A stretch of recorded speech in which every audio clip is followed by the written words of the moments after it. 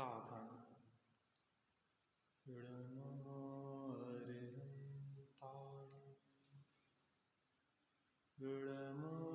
सिद्धाणं विडमो आयरियाणं विडमो अध्यायाणं विडमो loess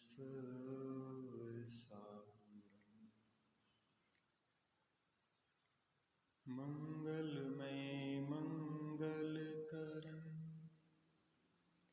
वीतराग विज्ञान नमो ताहि जाते भई अरहंतादिमहा करि मंगल करि हो महा ग्रंथ पठन के काज जाते मिले समाज सब पावे निज पद राज पावे निज पद राज। श्री मोक्ष मार्ग प्रकाशक जी ग्रंथ हमारे स्वाध्याय में है। इसमें हमारी चर्चा चौथे अधिकार के अंतर्गत है, जिसमें मिथ्या दर्शन, मिथ्या ज्ञान, मिथ्या चारित्र का निरूपण किया गया। सर्वप्रथम मिथ्या दर्शन का क्या स्वरूप है, उस पर प्रकाश डाला गया है। उसके बाद प्रयोजनभूत और अप्रयोजनभूत पदार्थ कौन से होते हैं, उनकी चर्चा की गई है। अब हमारी चर्चा यहाँ पे मिथ्या दर्शन की प्रवृत्ति कैसी होती है, इसके आधार से यहाँ पे चर्चा हो रही है। चर्चा तो श्रद्धान की करना है, लेकिन जब जानेगा तो श्रद्धान करेगा, इसलिए जानने की मुख्यता से यहाँ पे चर्चा की जाएगी। जीव की भूल किस प्रकार की रहती है, किस प्रकार की मिथ्या दर्शन की प्रवृत्ति होती है, तो यहाँ पे चर्चा की कि एक असमान जाति द्रव्य पर्याय है जो हमें प्राप्त हुई है। इस असमान जाति द्रव्य पर्याय में एक तो जीव है, अनंत पुद्गल परमाणुमय शरीर है। जीव के विभाव, जीव के ज्ञान दर्शन आदि गुण हैं, और जीव के विभाव क्रोधादि है, और पुद्गल के स्पर्श रस गंध वर्ण आदि स्वभाव हैं। इन सबको यह जीव क्या करता है, एक मान लेता है। जीव के ज्ञान दर्शन आदि स्वभाव, जीव के विभाव क्रोधादि और पुद्गल के स्पर्श रस गंध वर्णादि, इन सबको क्या मानता है, एक मान लेता है। इसलिए इसमें एकत्व चलता है। इस पर्याय में क्या होता है, इन सब की मिली जुली जो एक स्थिति है, उसमें जीव को एकत्व हो जाता है। क्या क्या चीज है, ज्ञानादिक, विभाव क्रोधादिक और स्पर्श रस गंध वर्णादिक। इन सब की मिली जुली जो स्थिति है, उनमें जीव को क्या है, एकत्व हो जाता है। ज्ञानादिक की और क्रोधादिक की हीनादिक जो अवस्थाएं होती हैं, और वर्णादि के पलटने रूप जो दशा होती है, उन अवस्थाओं को किसकी मानता है, अपनी मानता है, और इनमें ममत्व करता है। 5 इंद्रिय और मन है, ज्ञान कमजोर है, इस कारण 5 इंद्रिय और मन के माध्यम से प्रवर्तन करता है। जैसे द्रव्येंद्रियां हैं, वैसे ही द्रव्य मन भी है। इन 6 के माध्यम से ज्ञान की प्रवृत्ति होती है। तो क्या मानता है जी? उनको एक मान के ऐसा मानता है कि मैंने आँख से देखा, कान से सुना, रसना इंद्री से चखा, घ्राण इंद्री से सूंघा और स्पर्शन इंद्री से स्पर्श किया और मन के माध्यम से क्या किया? विकल्प आदि जी। जबकि द्रव्य इंद्रियां हैं, जानने वाला कौन है? ज्ञान। लेकिन हम क्या करते हैं? एक में एक मान लेते हैं सब। द्रव्य इंद्री जबकि पृथक है, इन सबको एक में एक मान के हमें यह भ्रम उत्पन्न हो जाता है। जब बोलने की इच्छा होती है तो जीव की इच्छा, जीव का अपने प्रदेशों को बोलने रूप कंपित करना और उसके निमित्त नैमित्तिक संबंध से दंत, तालु, ओठ आदि का हिलना, भाषा वर्गणा का शब्द रूप से परिणमित होना, इन सब का मिला जुला जो कार्य है, यह जीव क्या मानता है कि मैंने बोला। जीव को गमनादि की या वस्तु ग्रहण आदि की जो इच्छा होती है, तदनुकूल अपने प्रदेशों को वो हिलाता है। निमित्त नैमित्तिक संबंध से शरीर के अंग उपांग आदि हिलते हैं, तो यह भ्रम होता है कि मैं चला, मैंने वस्तु ग्रहण आदि किए। कार्य तो अनेक द्रव्यों के चल रहे हैं और ये क्या कर रहा है? मैं। कसाय के अनुसार शरीर की प्रवृत्ति होती देखी जाती है। क्रोध होता है तो आंखें लाल होती देखी जाती हैं। हास्य कसाय उत्पन्न होती है तो मुखादि प्रफुल्लित देखे जाते हैं, इत्यादि ऐसे निमित्त नैमित्तिक संबंध से ये सब घटनाएं घटित होती है। और यह क्या मानता है कि ये सब मैं करता हूं। शरीर को शीत उष्ण लगता है तो क्या मानता है? शरीर की शीत उष्ण अवस्थाएं होती हैं तो मेरे को शीत उष्ण हो गया, मैं ठंडा और मैं गर्म हो गया। मोह के कारण हम दुखी होते रहते हैं। शरीर के परमाणु मिलते हैं और बिछुड़ते हैं, तो जब शरीर के परमाणु बड़े मिलते हैं तो समझता है कि मैं स्थूल हो गया, और जब शरीर के परमाणु बिछुड़ते हैं तो क्या मानते हैं कि मैं कृश हो गया। शरीर की बाल अवस्था होती है तो क्या मानता है? मैं बालक हूँ। युवा अवस्था होती है तो मैं क्या मानता हूँ? मैं युवा हो गया। और शरीर जीर्ण शीर्ण होता है, गलन होने लगता है तो क्या मानता है कि मैं वृद्ध हो गया, मैं कृश हो गया। अंगहीन आदि होते हैं तो क्या मानता हूं कि मेरे अंगों का घात हो गया, मेरे अंग हीन हो गए। इस प्रकार से इन सब अवस्थाओं को किसकी मानता है? ये मेरी अवस्था मानता है। शरीर की अपेक्षा जाति कुल जो प्राप्त होते हैं उन्हें किसके मानता है? मेरी जाति। मैं बगैरवाल जाति का हूं। जाति कहलाती कुल, बगैरवाल क्या कहलाता? गोत्र, जाति।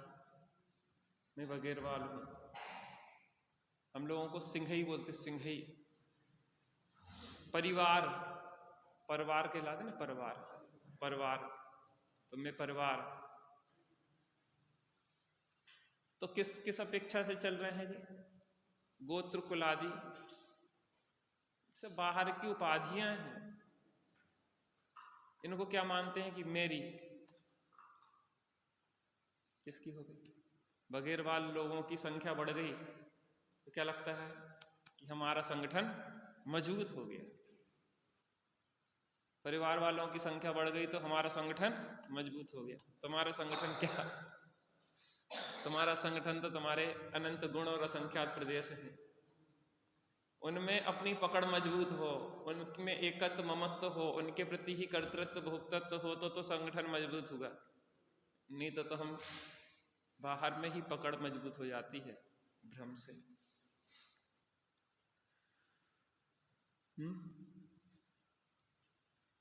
इसी की अपेक्षा मनुष्य, त्रियंच, क्षत्रिय और वैश्य आदि भी हम मानते रहते हैं। आगे पढ़िए। शरीर का संयोग होने और छूटने की अपेक्षा जन्म मरण हो जाए, उसे अपना जन्म मरण मानकर वे उत्पन्न हुआ, वे रहूंगा ऐसा मानना। में शरीर, देखो आत्मा एक यात्रा पे चल रही है, अनादि अनंत। आत्मा एक अनादि अनंत यात्रा पे है, तो नए कपड़े पहन लेती है, फिर वो पुराने हो जाते हैं तो बदल लेती है, फिर वो पुराने कपड़े छोड़ती है तो फिर नए कपड़ों को पहन लेती है। ये निरंतर चल रहा है अनादिकाल से। कर्म क्या करते हैं, नए नए कपड़ों की तैयारी कर देते हैं इसकी। पुरानी ड्रेस खींच लेते हैं, नई ड्रेस दे देते हैं।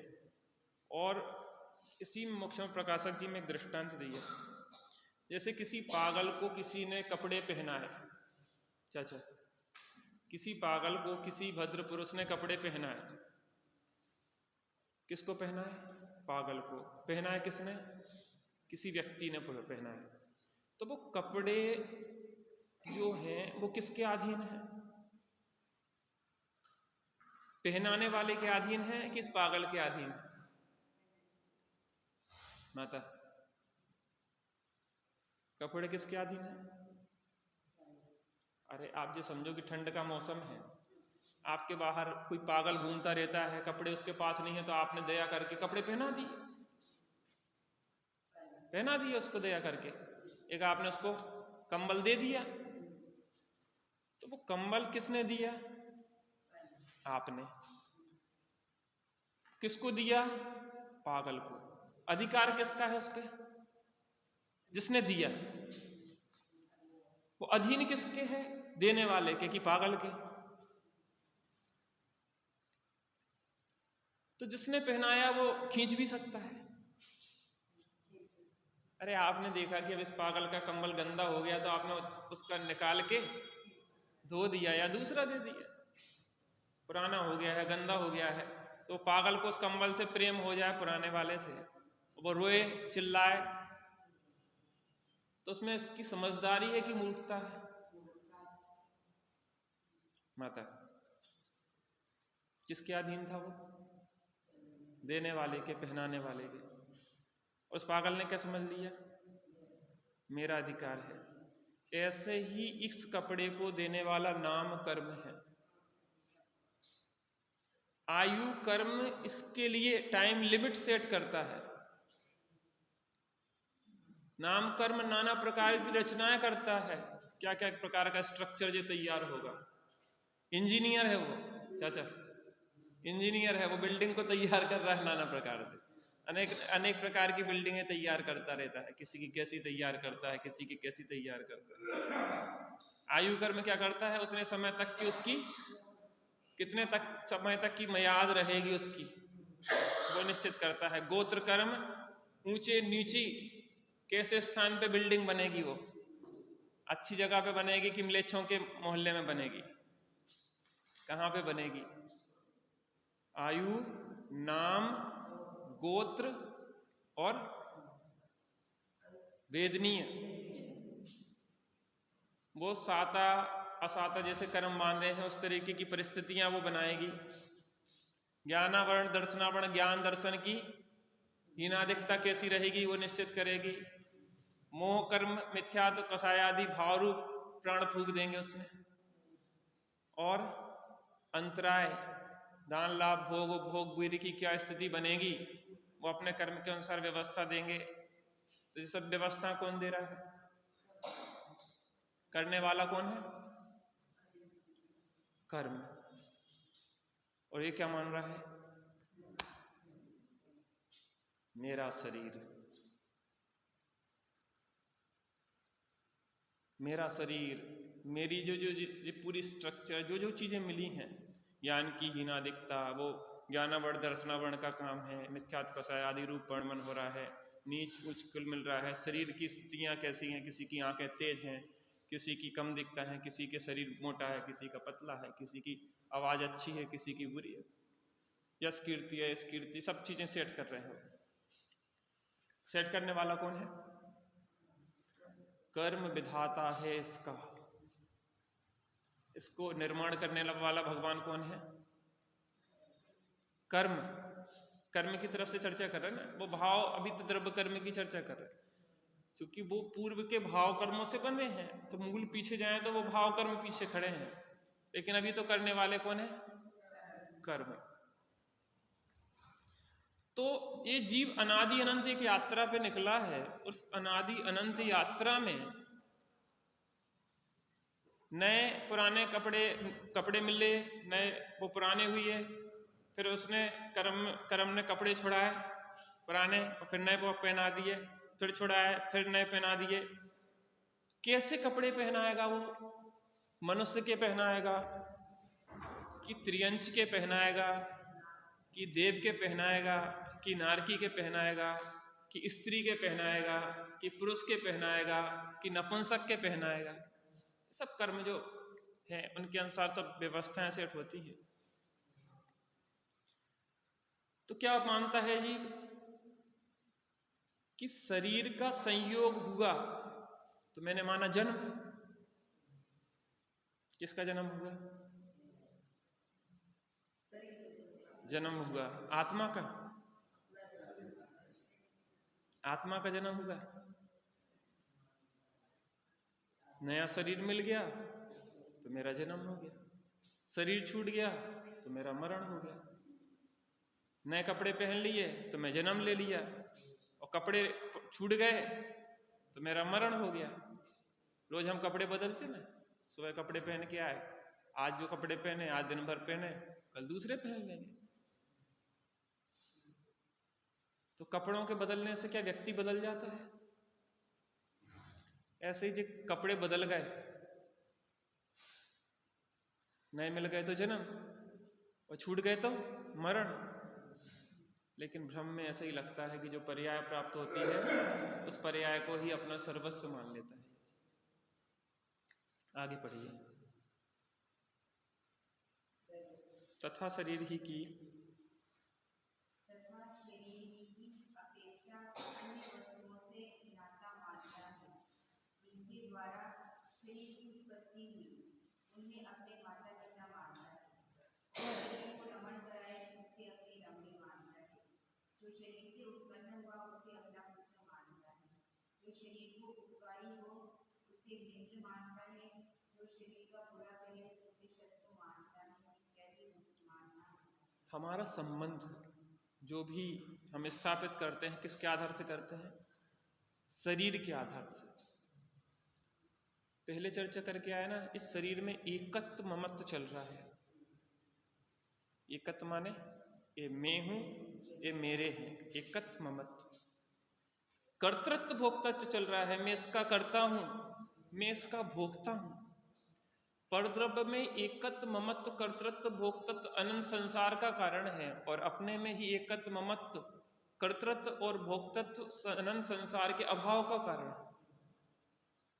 अभी जो अपनी चर्चा विस्तार से समय सार जी में जीवाधिकार और कर्ता कर्म अधिकार के माध्यम से चल रही है। जीवाधिकार में एकत्व ममत्व की मिथ्या भ्रांति तुड़ाई है, और कर्ता कर्म अधिकार में कर्तृत्व और भोक्तृत्व की मिथ्या भ्रांति तुड़ाई है, जो परद्रव्य के प्रति हमारी मान्यता चल रही है।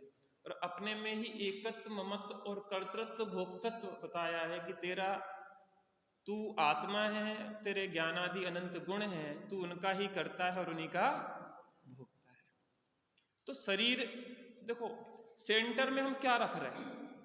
आत्मा मान रहे हैं तो आत्मा का परिवार अपना लगेगा, और अपने को शरीर मान रहे हैं तो शरीर का संबंध अपना लगेगा। तथा शरीर ही की अपेक्षा अन्य वस्तुओं से नाता मानता है, संबंध जोड़ता है। किसकी अपेक्षा से? शरीर की अपेक्षा से। जिनके द्वारा शरीर की उत्पत्ति हुई उन्हें अपने माता पिता मानता है। प्रवचन सार जी में चरणानुयोग सूचक चूलिका के अंतर्गत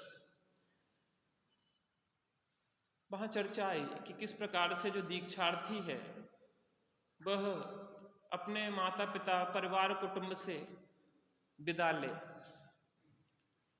तो वहाँ पे बहुत सुंदर भाषा का प्रयोग अमृतचंद स्वामी ने किया है, और वहाँ पे मूल से आप लोग पढ़ें तो बड़ा मजा आएगा उसमें। बहुत अच्छी भाषा है कि मेरे शरीर को जन्म देने वाली जननी, मेरे शरीर को जन्म देने वाले जनक, तुम इस शरीर के जनक और जननी हो, मेरे आत्मा के जनक और जननी नहीं हो।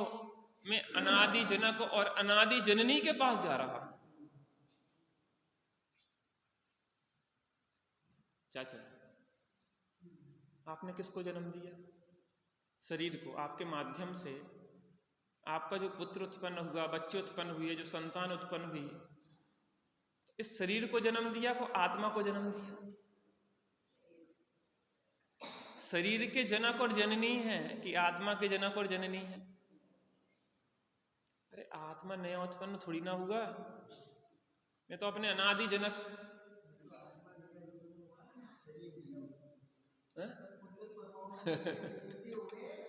सही।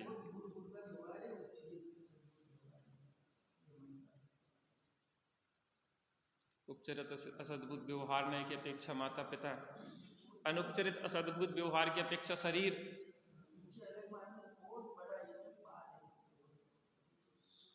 लेकिन अभी स्थूल में ही बहुत अटकाव है। यहां क्या कह रहा है?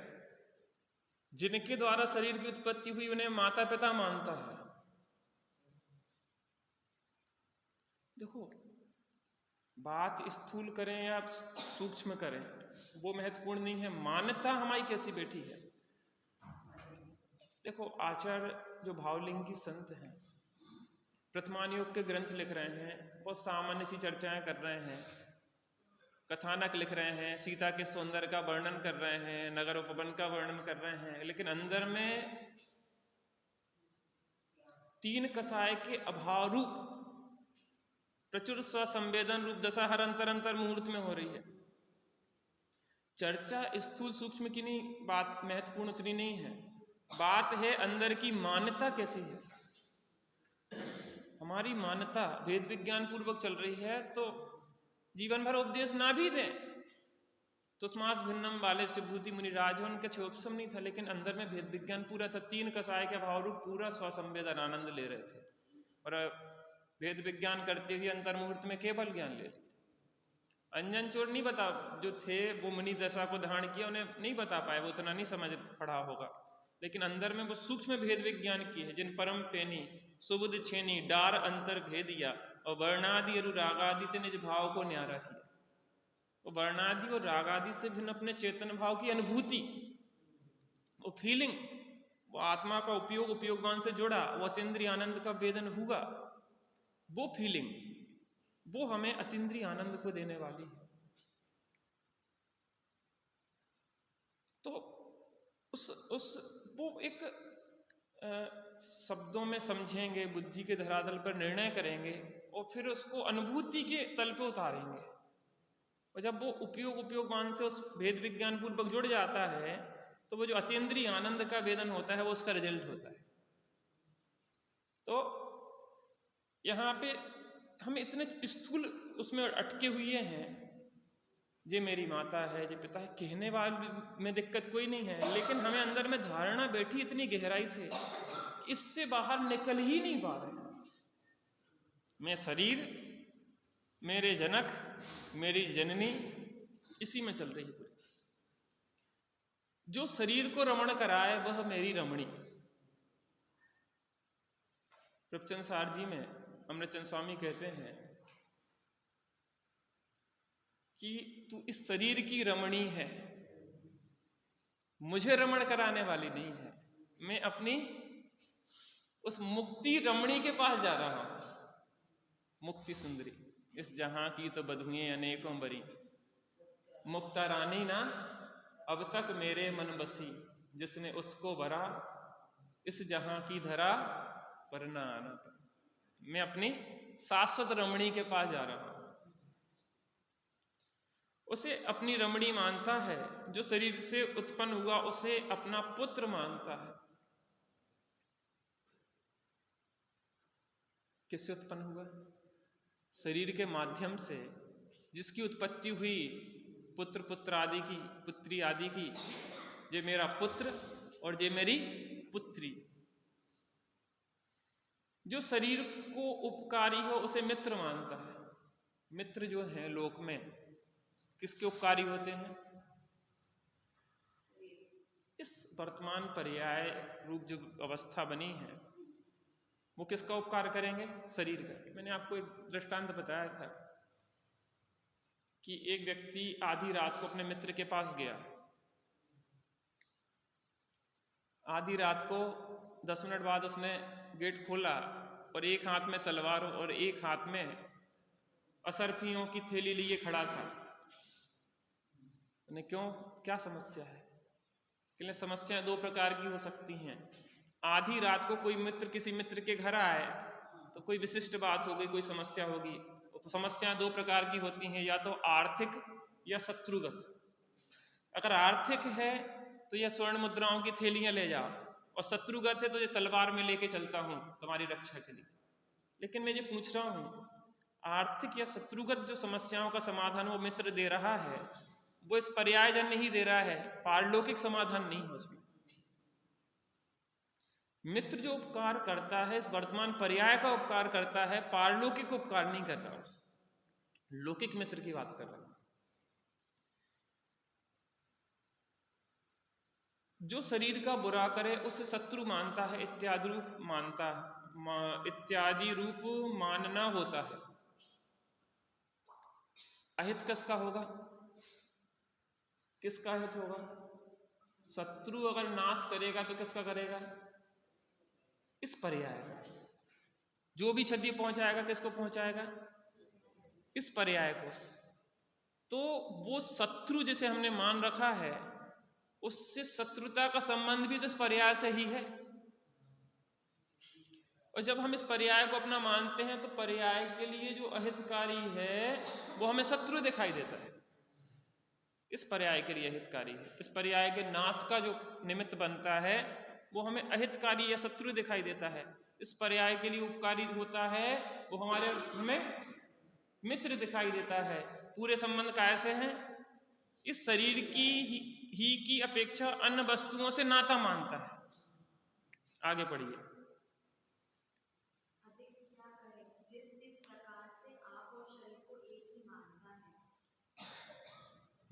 अधिक क्या कहें?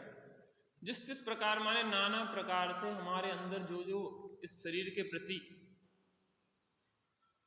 और बहुत लगा लेना है, यहाँ तो स्थूल रूप में कहा है, सामान्य रूप में कहा है, लेकिन जितने जितने प्रकार के हम संबंध इसके माध्यम से बनाते हैं वो सब संबंध लगा लेना।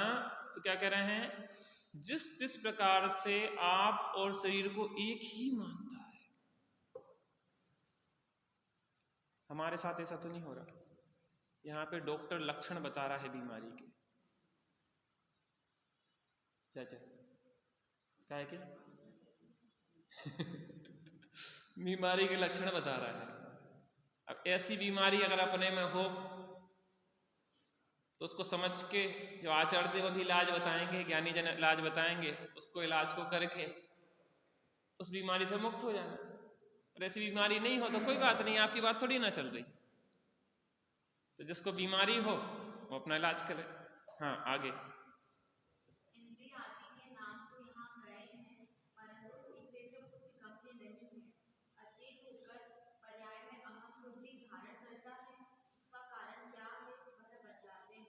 अब देखो, ये तो सैनी की अपेक्षा समझा रहा है, और वो भी मनुष्य की अपेक्षा, और जो यहां बैठा है उसकी अपेक्षा समझा रहा है, ग्रंथ पढ़ रहा है उसकी अपेक्षा समझा रहा है। लेकिन जीव इतनी डिटेल थोड़ी ना जानता है। जिस प्रकार क्या करता है, आप और शरीर को एक ही मानता है। असेनी जीव है, उन्हें क्या है? तन्मयता है। ऊपर कबूतर है वो तो सैनी है, लेकिन उसको ऐसी पर्याय में तन्मयता है। 2 बच्चे उसने पैदा करे, उसके ऊपर बैठी रहती वो कबूतरी। खाने के लिए ले आएगी उसको, वो क्या कहते हैं उसके ऊपर बैठ के वो देती ना, क्या कहते हैं, गर्मी आदि देते हैं उसके ऊपर, सेते रहते अंडों को, सेते सेते सेते बड़े होते जा रहे बच्चे। वो दिन भर बैठी रहती उनके ऊपर, संभाले रहती, खिलाती रहती, पिलाती रहती। क्या चल रहा है? वो तो इतनी सारी डिटेल नहीं जानती। लेकिन जिस प्रकार इस पर्याय में ऐसी एकत बुद्धि पड़ी हुई है अनादिकाल से, चाहे वो 1 इंद्री हो, चाहे 2 इंद्री हो, चाहे 3 इंद्री, 4 इंद्री, पंचेंद्री, असैनी सैनी, सब बिल्कुल। यहाँ तो नाम आदि गिनाए हैं, समझा रहे हैं, लेकिन जिस प्रकार इस पर्याय में ही पूरी तन्मयता चलती, हर क्षण तन्मय ही तन्मयता।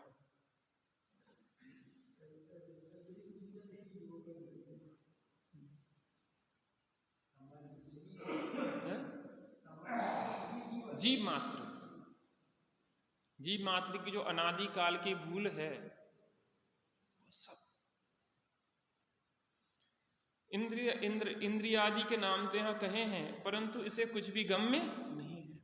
अचेत होकर पर्याय में अहम बुद्धि धारण करता है। गाफिल हो गए हैं, अचेत हो गए हैं, उसी में बिल्कुल बेहोश हो गए हैं, और आज की नहीं चली, अनादि काल से वही गलती गलती गलती दोहराते जा रहे हैं, और उसके कारण कष्ट भी निरंतर पा रहे हैं। संसार क्यों चल रहा है? ऐसे मिथ्याद्रग ज्ञान चरण बस भ्रमत भरत दुख जन्म मरण ताते इनको तजिए सुजान। इसलिए अच्छी तरह से समझ रहे हैं, उसकी डिटेल कर रहे हैं।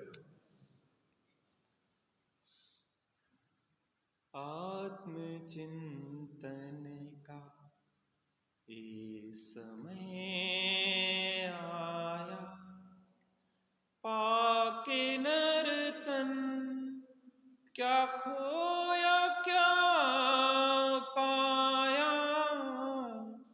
आत्मचिंतन का ये समय आया। मनुष्य पर्याय, उत्तम कुल, सब प्रकार से बात सुनने को मिल रही है। क्या खोया और क्या पाया?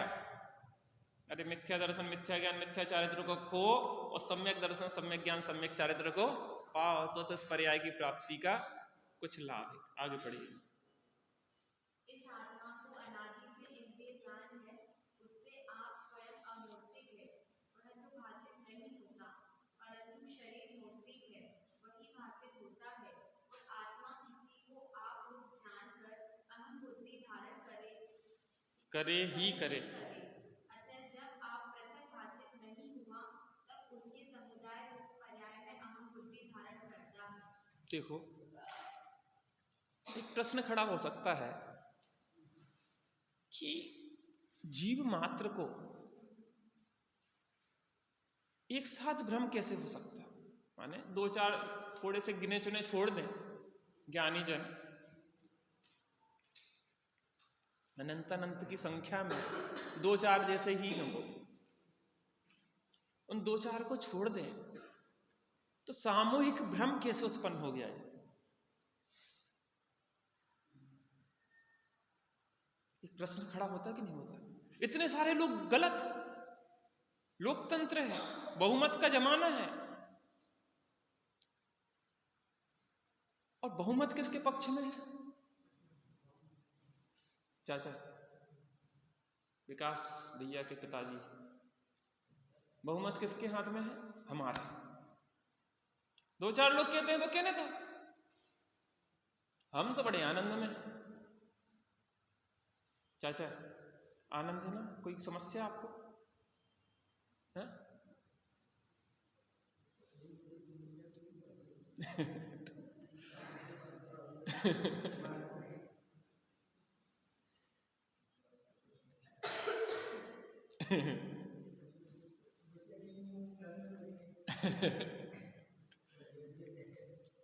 कि सामूहिक भ्रम कैसे उत्पन्न हो सकता है? यहाँ टोडरमल साहब से किसी ने कहा कि सामूहिक इतने सारे लोग गलत कैसे हो सकते हैं, तो उसका उत्तर क्या दे रहे हैं?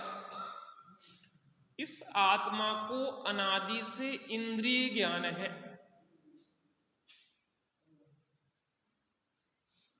राजा भैया के पापा जी,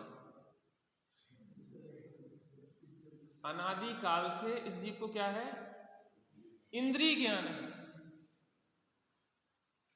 इंद्रिय ज्ञान का माने जैसे ज्ञान कमजोर है ना, जैसे अपन चर्चा की कि आंख कमजोर है तो चश्मा का माध्यम लेना पड़ता है, ऐसे ही हमारे क्या है, ज्ञान कमजोर है, सीधे सीधे नहीं जान पाता, वो इंद्रिय के माध्यम से जानता है, किसी एक बीच के मीडिएटर चाहिए, मीडिएटर माध्यम से जानता है। उससे आप स्वयं अमूर्तिक है, वह तो भासित नहीं होता। इंद्रियां, जो द्रव्य इंद्रियां हैं वो कैसी है, पौद्गलिक है। और द्रव्य इंद्रियां जो जानती हैं, उन द्रव्य इंद्रियों का विषय पुद्गल है। क्या है? अरे पुद्गल पुद्गल को ही तो जानेगा, चेतन को कैसे जानेगा? तो अनादिकाल से इंद्रिय ज्ञान है, तो उस इंद्रिय ज्ञान से उससे आप स्वयं अमूर्ति के, वह तो भासित होता नहीं है। आंखें किसको देखेगी? क्या विषय है उसका आंख का? काला, नीला, पीला, जो भी उसके विषय है। स्पर्शन इंद्रिय का क्या है? हल्का, भारी, चिकना, रूखा, जो भी है। कर्ण इंद्रिय का शब्द आदि जो भी है ना। रसना इंद्रिय के खट्टा, मीठा, कड़वा, कसायला आदि। तो ये इंद्रियों का विषय क्या है? पुद्गल है। तो क्या होता है कि इंद्रियों के माध्यम से जब जानने जाता है, तो जानने में क्या आता है? पुद्गल ही जानने में आता है। और आप स्वयं कैसा है? अमूर्तिक है, वह तो भासित होता नहीं है। परंतु शरीर मूर्तिक है, वही भासित होता है।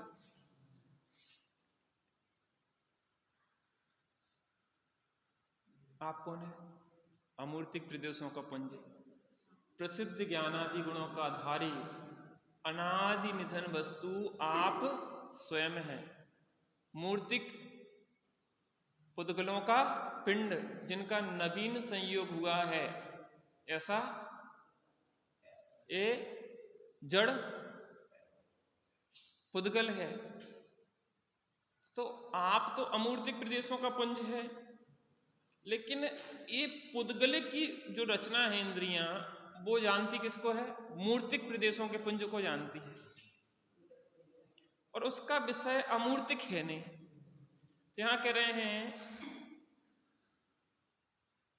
और वह तो भासित नहीं होता, परंतु शरीर मूर्तिक है, वही भासित होता है, वही जानने में आता है। 5 इंद्रिय में जो शरीर है।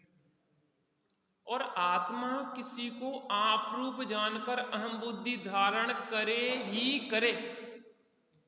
देखो, जैसे स्त्री होती ना, स्त्री, उसको किसी के सहारे की जरूरत पड़ती है। स्त्री को बेल की उपमा दी जाती है कि बेल स्वतंत्र रूप से नहीं रह पाती है, वो किसी का अवलंबन लेती है। किसी वृक्ष का अवलंबन लेगी, किसी मकान का अवलंबन लेगी, कुछ ना कुछ अवलंबन लेगी। श्रद्धा जो होती है, श्रद्धा, ज्ञान ने जिस प्रकार का निर्णय दिया है, श्रद्धा क्या करती है? उसी को स्वीकार कर लेती है। तो श्रद्धा समर्पण जानती है करना। ज्ञान ने निर्णय दे दिया, उसने कहा ठीक है, हाँ जी हाँ जी, तो हाँ जी हाँ जी उसने कर दी। अब श्रद्धा को तो समर्पण करना है, वो कहीं ना कहीं करेगी। जो अपना जो स्वरूप है वो तो भासित हुआ नहीं। अमूर्त, चूंकि इंद्रिय ज्ञान है और इंद्रियों का विषय क्या है? मूर्तिक है, और आत्मा है अमूर्तिक। तो इंद्रियों के माध्यम से वह जानने में आती नहीं है। और मूर्तिक पंच इंद्रियों के समूह रूप शरीर जानने में आता है। तो क्या करते हैं ये? और आत्मा किसी को आप रूप जानकर अहम बुद्धि धारण करे ही करे, क्योंकि उन गुणों का परिणमन चल रहा है ना, श्रद्धा, ज्ञान और चारित्र का परिणमन चल रहा है। स्वाभाविक परिणमन नहीं है तो वैभाविक परिणमन चल रहा है। सम्यक श्रद्धा नहीं हो तो मिथ्या श्रद्धा है, सम्यक ज्ञान नहीं हो तो मिथ्या ज्ञान है, सम्यक चारित्र नहीं हो तो मिथ्या चारित्र है। वीर, वीर का काम है सपोर्ट देना, सब में सामर्थ्य देना, ताकत देना। हम नहीं जानते कि कौन को सामर्थ्य दे रहे हैं। जैसे किसी को टाइफाइड हो जाए, बुखार हो जाए, घी खाए, वो बल तो देगा, वो ताकत तो देगा, लेकिन रोग को बल देगा, रोग पुष्ट करेगा वो, स्वास्थ्य पुष्ट नहीं करेगा, शरीर पुष्ट नहीं करेगा, रोग और ताकतवर होगा। कैसे? घी खाने से। घी अपना काम कर रहा है, ये ताकत तो दे रहा है, लेकिन रोग को पुष्ट कर रहा है, वो शरीर को पुष्ट नहीं कर रहा है। ऐसे वीर है, वो काम तो अपना पूरा कर रहा है, वो सामर्थ्य, कहते हैं ना बच्चों में ऊर्जा है, बहती हुई ऊर्जा है, वो सही जगह नहीं लगेगी तो गलत जगह लगेगी। ऊर्जा को तो कहीं ना कहीं चाहिए है उसको बाहर बहने के लिए। पानी है, वो कहीं ना कहीं बह रहा है। शायद समय सार के 94 या 95 नंबर क्लास में दिया, स्वानुभव की विधि बताई। एक नदी की धारा बही चली जा रही थी और किसी प्रकार से उसकी मेड़ टूट गई बगल का, टूटी तो वो बीहड़ में बह रही थी, वो पानी वेस्टेज हो रहा था, बर्बाद हो रहा था। अब हमें उसका सदुपयोग करना है, तो क्या कहा आचार्य देव ने कि ढलान वाले मार्ग से लाके पुनः उसी धारा में जोड़ दे। पांच इंद्री मन के माध्यम से हमारा ज्ञान बर्बाद हो रहा था, पर में एकत्व मत कर्तृत्व भोक्तृत्व के कारण संसार में भ्रमण कर रहा था। अब क्या करो, उस उपयोग को पांच इंद्री और मन के माध्यम से बाहर में बह रहा है, उसको वहां से समेट के उपयोग बाण में जोड़ दो, उसका सदुपयोग हो जाए। उपयोग का प्रयोग करना सीखें। क्या? उपयोग का प्रयोग। उपयोग का सही प्रयोग हमें मोक्ष की ओर ले जाता है, सुख की ओर ले जाता है, और उपयोग का दुरुपयोग हमें संसार में भटकाता है, नरक निगोद में ले जाता है। जो जीव उपयोग के प्रयोग को समझ लेता है और सही प्रयोग करके वो मुक्त दशा पाता है, और जो उपयोग का दुरुपयोग करता रहता है वो संसार में ही रगड़ता रहता है। उपयोग का प्रयोग बहुत महत्वपूर्ण है। उस एनर्जी का प्रयोग, वीर जो सामर्थ्य दे रहा है उसका प्रयोग कहाँ कर रहे हैं? वो अगर सम्यक दिशा में अंदर में लगे तो अनंत ज्ञान दर्शन सुख और वीर, और अगर बाहर में लगे तो अनंत संसार। और आत्मा किसी को आप रूप जानकर अहम बुद्धि धारण करे ही करे, अतः जब आप पृथक भाषित नहीं हुआ तब उसके समुदाय रूप पर्याय में अहम बुद्धि धारण करता। क्या करता है? जब आप स्वयं पृथक भाषित नहीं हुआ तो उस काय के तब उसके समुदाय रूप पर्याय में अहम बुद्धि धारण करता है। किसके समुदाय रूप पर्याय में? पांच इंद्री के समुदाय रूप जो प्राप्त पर्याय हुई है हमें, उस पर्याय में क्या करता है यह जीव? अहम बुद्धि धारण करता है, क्योंकि कहीं ना कहीं तो अपनापन यह करेगा ही करेगा। इसलिए सही जगह नहीं हो रहा है तो गलत जगह चल रहा है। बहुत टोडरमल जी ने जो समझो कि हमारे अंदर बैठ के हमारी एक एक कमी को, जैसे कीमो दिए जाता ना, कीमो में एक एक कीटाणु को बाहर भगाया जाता है, क्योंकि एक कीटाणु भी रह गया तो फिर कैंसर खड़ा हो जाएगा। इसलिए टोडरमल जी साहब ने कहा कि मिथ्यात्व वेरी का अंश भी बुरा है, अंश से वंश खड़ा हो जाता है। कल्पना दीदी ने बताया, आपसे पूछा एक बार कि अंश का मतलब क्या होता है? या तो श्रद्धा सम्यक होगी या मिथ्या होगी, ये अंश कहां से आ गया बीच में? मिथ्यात्व होगा या सम्यक्त होगा? अंश क्या होता है? थोड़ा थोड़ा होता है कि मिथ्या तो ज्यादा ज्यादा होता है क्या? या तो मिथ्यात्व होगा या सम्यक्त होगा। तुमने बढ़िया जवाब दिया। एक मिथ्यात्व तो ऐसा होता है कि जो बहुत स्थूल होता है, जो कुगुरु कुदेव कुधर्म आदि का सेवन कर रहे हैं, बाहर में स्पष्ट दिख रहे हैं, वो स्थूल मिथ्या दृष्टि है। कुछ थोड़े उनसे सूक्ष्म होते हैं कि वैसे नहीं दिखेंगे, वो सच्चे देव सद्गुरु के निकट आ रहे हैं, लेकिन अंदर में उनके प्रति भी श्रद्धा है। अरे सब एक ही से हैं भैया, कोई बात नहीं, तो बात करोगे तो उनकी अंदर की धारणाएं उनकी वाणी में आ जाएगी। और एक ऐसे होते हैं कि तुम कितना ही कुरेदते रहो लेकिन फिर भी पकड़ में नहीं आते हैं, लेकिन अंदर में मान्यता विपरीत ही बैठी रहती है। तो मिथ्यात्व वेरी का वो अंश कहलाता है। जो जीव जैन हैं, जिन आज्ञा मानते हैं, फिर भी उनके मिथ्यात्व कैसे रह जाता है? वो अंदर में बैठी हुई धारणाएं, ऐसे मिथ्याद्रग ज्ञान। अपन तो भावना भाएंगे कि त्यागी सबका स्वास्थ्य शीघ्र अति शीघ्र स्वस्थ हो जाएं और अपन फिर से उनकी वाणी का लाभ लें। अभी तो अपन जुगाड़ कर रहे हैं, जुगाड़। हमारे बुंदेलखंड में जुगाड़ का बहुत प्रचलन है, और जुगाड़ में क्या होता है कि हर चीज में जुगाड़ चलती है। चाचा, हर चीज में जुगाड़ चलती है। यहाँ का यहाँ जोड़ा, इसका उसको में जोड़ा, और जुगाड़ करके अपना काम चला लेते हैं। तो अभी तो अपनी जुगाड़ चल रही है, और मूल तो त्यागी साहब के माध्यम से प्राप्त होगा अपन को तत्व। तो अपन चाहते हैं शीघ्र शीघ्र उनका लाभ प्राप्त हो। अभी का अपना समय हो गया है। और निज निधि